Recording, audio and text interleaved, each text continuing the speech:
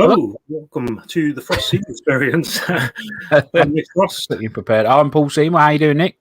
Not bad. You can tell we didn't prepare that one. How are you doing? Indeed, yeah, not too bad, mate. Not too bad. Just been watching probably the best game of the tournament so far. In fact, it is. So let's get straight into it. Obviously, Group D earlier on was obviously more attention to that being Englishmen, of course. England running away 1-0 winners. What do you think of England's performance? It was a good game, solid game. There was a lot of questions asked about Southgate's selection pre-game, but you know, they put in a solid performance, played well. Trippier did all right at left back. Not a lot of people were happy with Sterling's selections, with Sterling being selected, myself included. I don't think he's strong enough to start, but you know, he got the goal. Can't so much more. He did well defensively, covered Trippier well.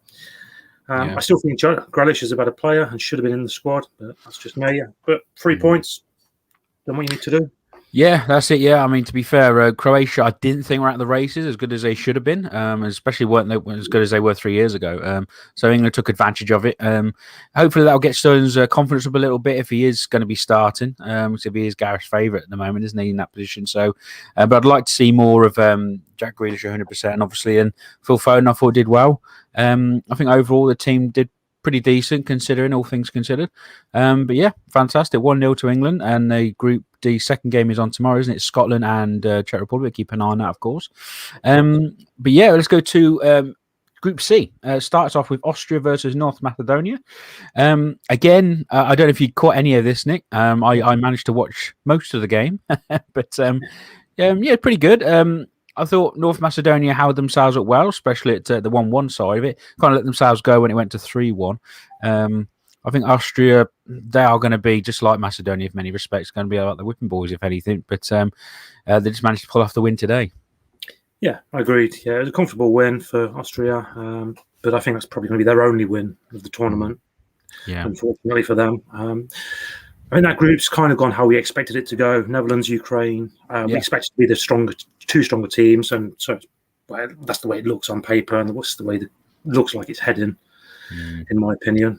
But you mentioned Austria, North Macedonia 3-1. I caught that game. I watched the England-Croatia game, and of course the game of the tournament so far, didn't see a single minute of it.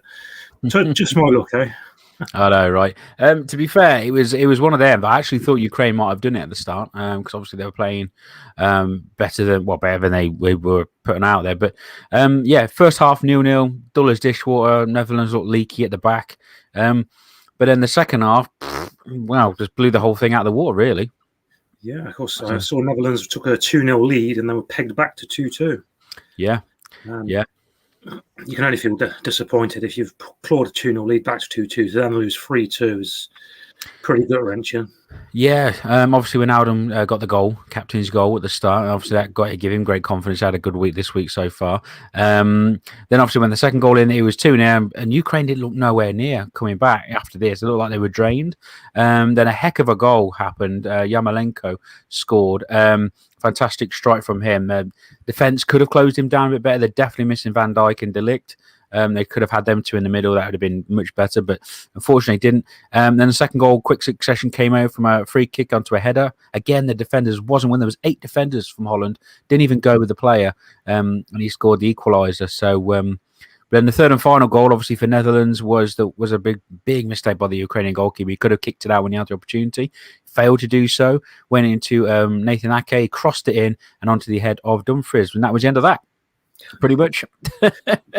Just a quick overlay for you. Indeed.